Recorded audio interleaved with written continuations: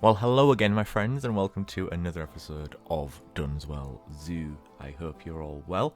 I hope you all enjoyed the last episode, which was, of course, the Lumholtz Tree Kangaroo Complex, which I ended up calling the Lumholtz Lodges. This time, however, Victorian Koala. So, it's actually a subspecies of koala, that there is only one alive species of koala, and the rest are all subspecies. The nominate of those is the Queensland, and then you have I think it's the New South Wales, the Victorian, and I think there's another one, and that's it essentially. But the Victorian koala is a subspecies. So it's got a slightly darker coat, bigger skull. I think it's a bit larger than the Queensland koala as well. I've never actually seen koalas in person, so I couldn't really tell you. I've only ever seen them on documentaries and stuff like that. But essentially, I did have a thought to remove the Victorian koala from the roster. However, the Victorian koala, if we just open up the Zoopedia,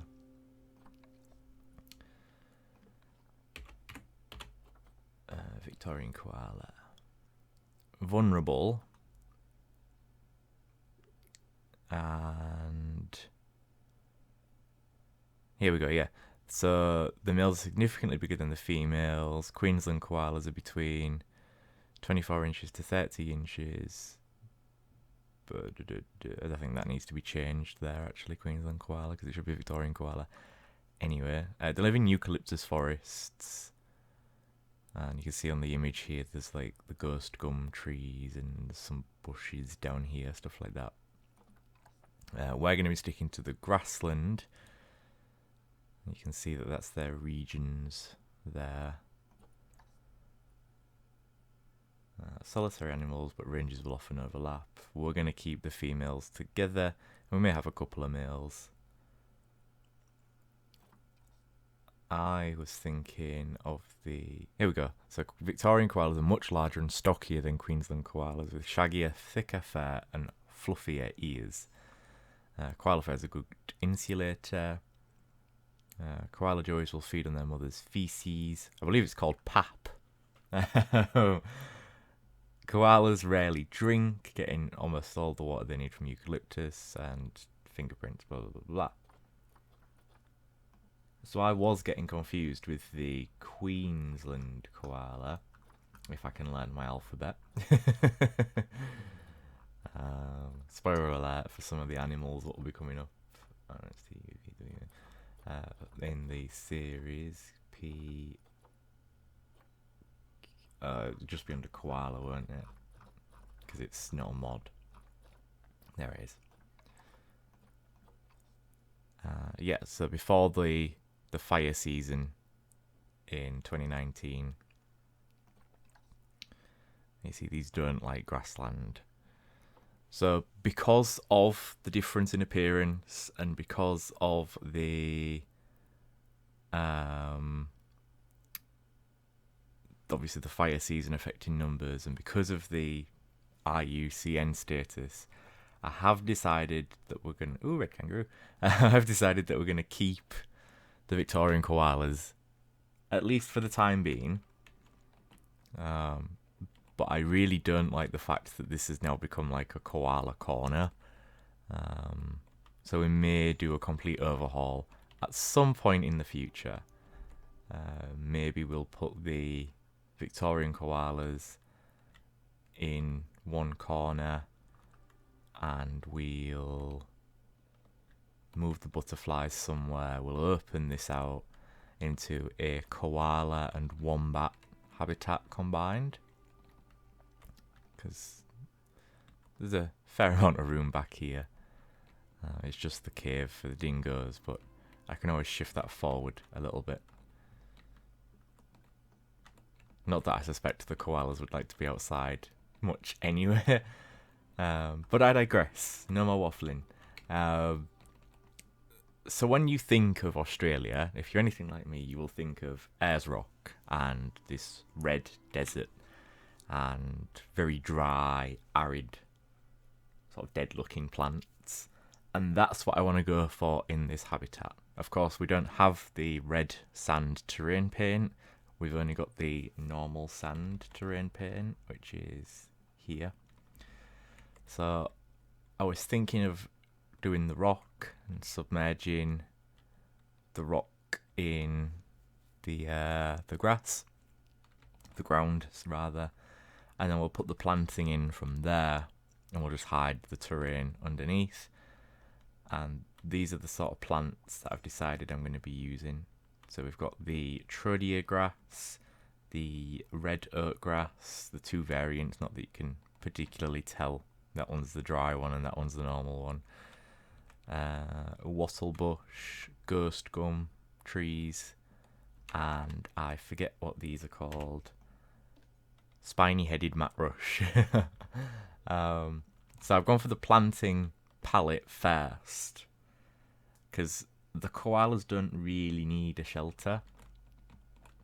I know neither do the tree kangaroos really, but I don't want something like this for the koalas, so I'm thinking just a little shelter with some posts in at the back.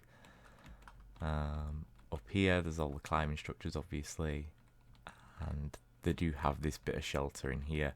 I've never seen them use it, it's just there if and when they want to. Same story over here.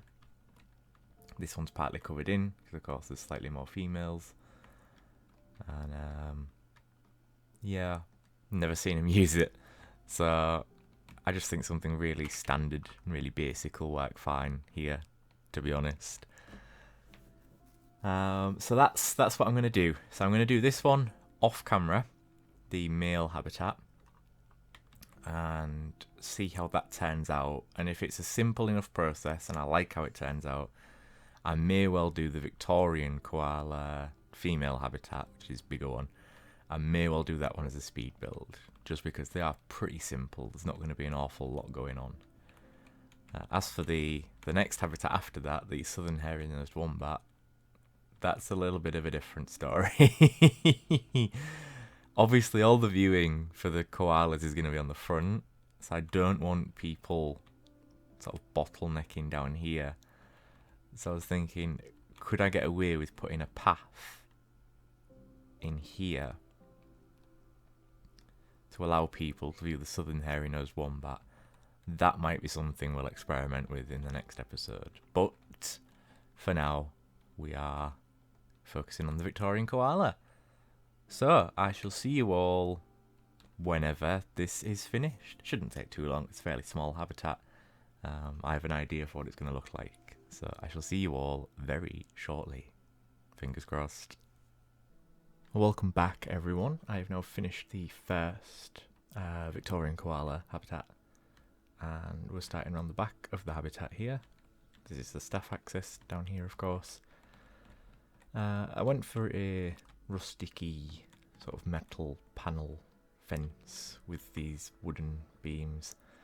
They can climb some of the beams, but not all of them. I don't know exactly what's going on. I've put an anti-climb barrier on the inside as well, and it still says they can climb some of them, but not others. So I'm thinking the game's just a little bit weird. These are the anti-climb barriers. It's just the generic rectangular pieces. Colour pending. I don't mind the red, but it is a little bit distracting from what's happening. So we of course have our education boards, and this is the first view you get of the Victorian koala. There is one male in here at the moment, called Jacob, I believe. We are looking for another one, maybe another two, but definitely at least another one. And trying to spot him. He was on the beams earlier on, just before I started recording. Now he's disappeared. Anyway, so this is the first view you get. So you can see them eating from the eucalyptus feeders. You can see them eating from the platform. There's natural planting. You could see them in the trees here, or here, or here. Sounds like a doctor. So let's go take another look around the front. Just continued this fence. And then this is the front view of the habitat. There he is. There's little Jacob down there. So I've got this very low stoned fence, same as over there. It's actually the Australia fence, one of the two we got with the Australia pack. And yeah, this is the finished habitat, apart from this bit down here, because I need to decide what type of fence I'm putting between the males and the females. But you can see I've stuck to that planting palette that I picked out earlier. We've got the wattle bushes, the gum trees, the red oak grass, the spiky mat rushes, the Troidia grass, and there's a stringy wood eucalyptus there, and a stringy wood eucalyptus here. And there's some reeds there from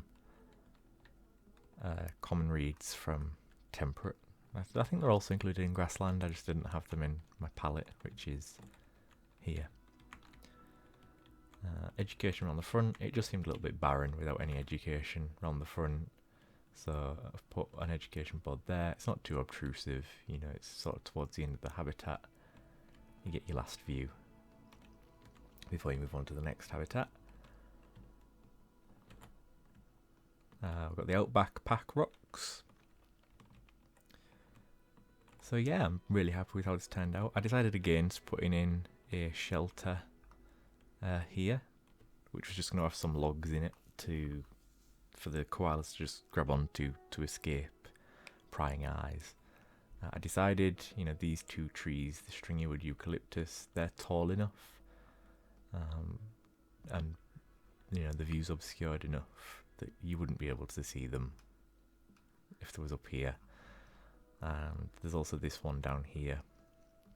This, what the hell happened there? Oh, it pops in and out. Yeah. Yeah, and there's also this sugar gum.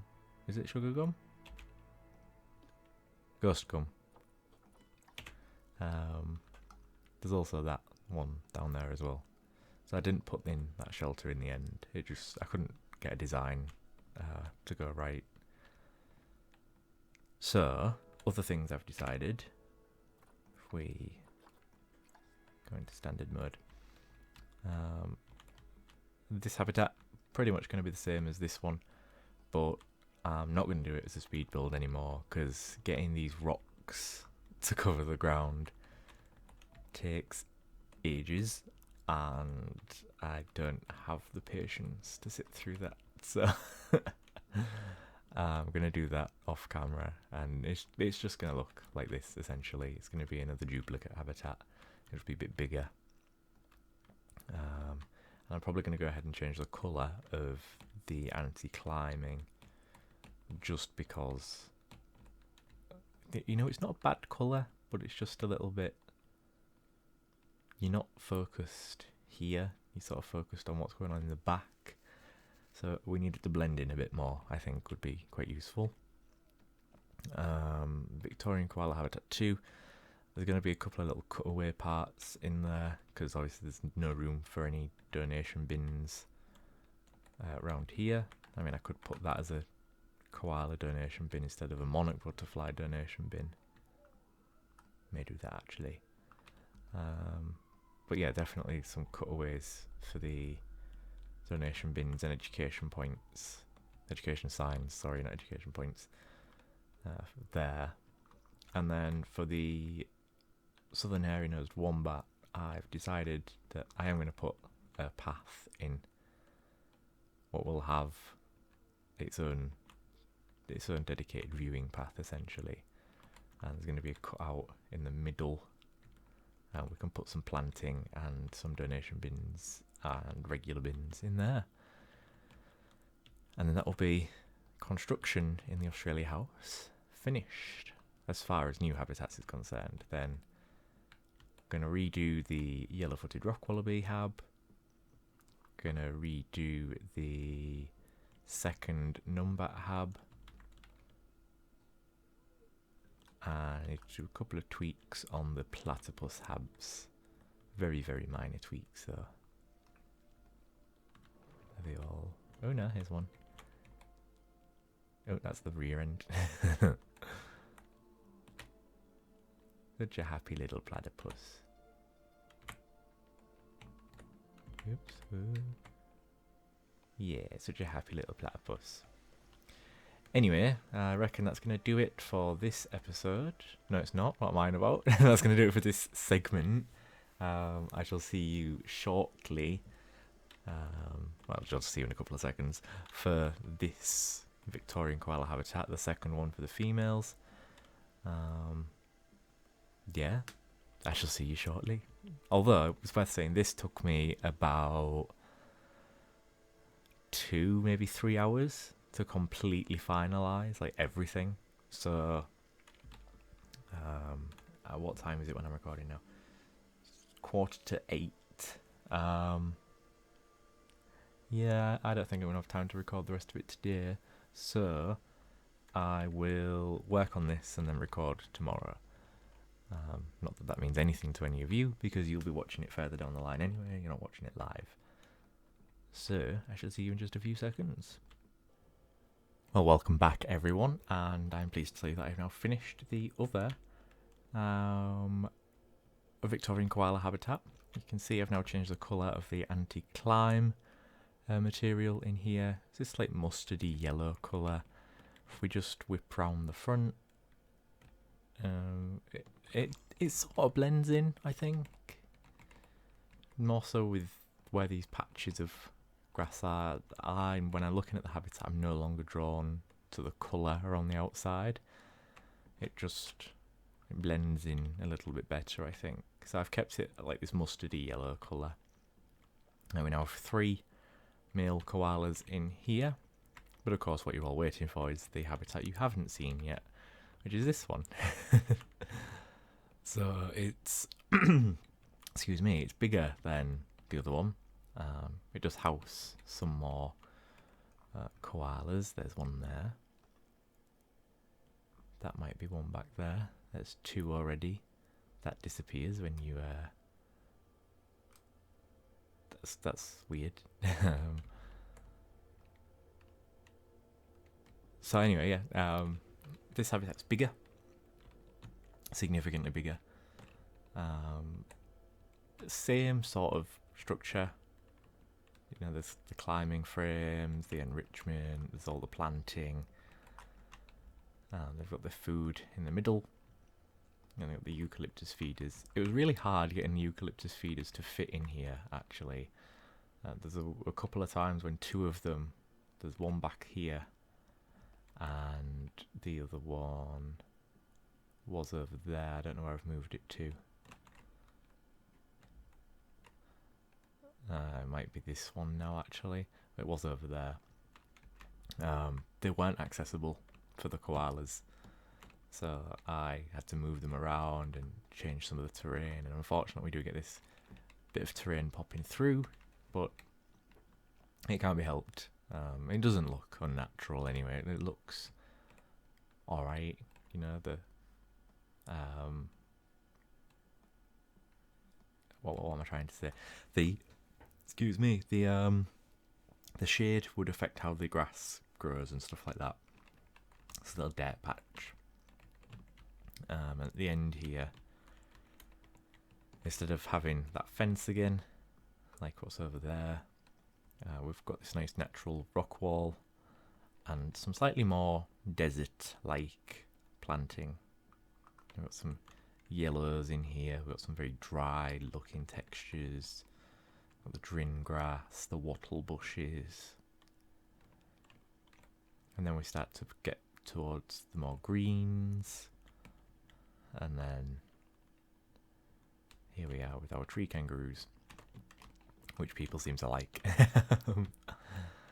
But yeah, so it's the female Victorian koalas. That's pretty much all there is to say about that. There should be 4 in here. Let's see if we can find them all. So they've got a water dish, of course. Plenty of places to climb, get away from the public should they want to. So there should be 4 in here. There's 1. There's 2. There's 3. Let's just check that I've not gone mad. No, I have gone mad. There is only 3 at the moment. So yeah, I'm really happy with how this habitat turned out, to be fair. It's what I wanted it to look like. So no complaints there, really. Still need to do these donation bin banners. But yeah, if I just pop into standard and we zoom back in, it's what, nearly twice the size of the male habitat, I would say, but it's also narrower at the same time, so maybe 1.5 times the size of the male habitat. And yeah, I'm just really happy with how it turned out. This is the vision that I had in my mind, and that's the vision what's emerged, so I've got nothing else to say on that regard, really. I was thinking that maybe the Victorian koalas could be a contender to leave Dunswell Zoo. There are some animals, like the white-faced Saki monkey, if you remember from the previous iteration of Dunswell Zoo, where they were the potential to be traded out for a more conservation-worthy animal. Depending what we get in the future regarding mods and official releases, it might mean that something can go in the Australia house in place of the Victorian koala. It's just because we've got the Queensland koala, and you know, the Victorian koalas, they are a subspecies, they're not a separate species, so these could be a candidate to go. But then I do really like these habitats. They are very different compared to, you know, the foresty, jungly looking ones I've got over here.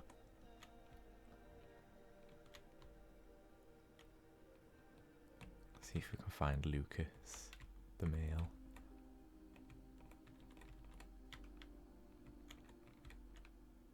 There's no sign of him at the moment.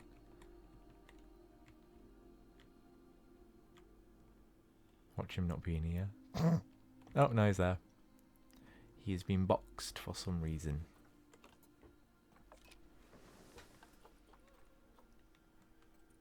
Why is his social and his space? You have lots of climbing, my friend. Usually that sort of recalibrates things. Yeah.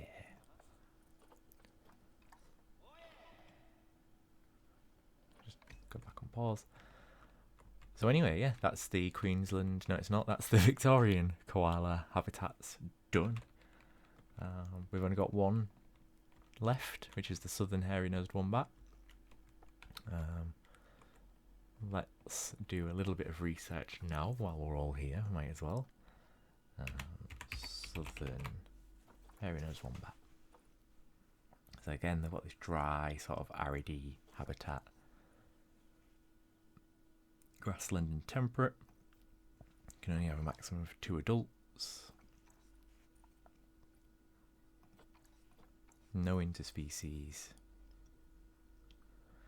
And of course their enrichment's based on the common wombat that we've got in the Twilight Pack. Guests can't enter the habitat, that's absolutely fine. But they are confident with humans. Okie dokie. So I think we're going to go for the same sort of desert-y theme over at the back here. And that sort of works quite well, because we've obviously got this completely open there'd be a lot of sunlight bleeding through here. So this would be nice and dry and arid and craggy and scrub-like, and that's what we're going for. So I want to put a path in. What sort of comes around here? And then this would be a cutout in the middle, and we can put some plants in there and some more donation bins and things. I need to move that and that. I didn't realise they were poking through. And muzzle tough.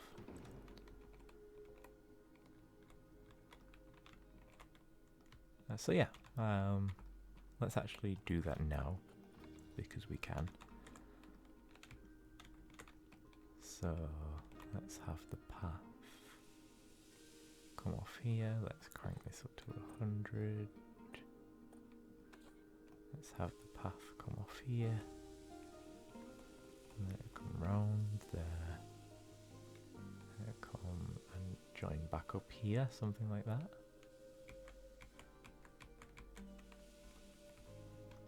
And then we have the cutout in the middle. And then this would be the southern hairy-nosed wombat habitat. Yeah, quite like that. So that will be next times. So I shall leave you all with some footage of our Victorian koala. I keep getting them mixed up. Southern hairy-nosed wombat is the next episode. That will be out next week. Then it'll just be a touch-up episode after that, redoing the yellow-footed rock wallaby habitat, making sure all the banners are done, making sure all the planting's done, a couple of tweaks to the platypus habitat, doing the doors, and then the episode after that will be the cinematic tour and opening the zoo to the public. And then after that we will move over to South America again and continue where we left off. Either way, thank you very much for watching. Please remember to hit that like button and subscribe to the channel if you haven't done so already. It really helps me out, helps the channel grow, and it shows me that you enjoy this kind of content. I'm always a bit sort of amiss with how to do the habitat builds, because I really don't do well with speed builds, but then, you know, it feels a little bit boring just doing this. Look what I'm doing, here's what I've done. Look what I'm doing, here's what I've done. So feedback's always welcome. And you can also find me on Instagram at JW_YT. Until the next time, my friends, stay safe, stay kind, and I shall see you all next time for the southern hairy-nosed wombat. Until then, my friends, bye-bye for now.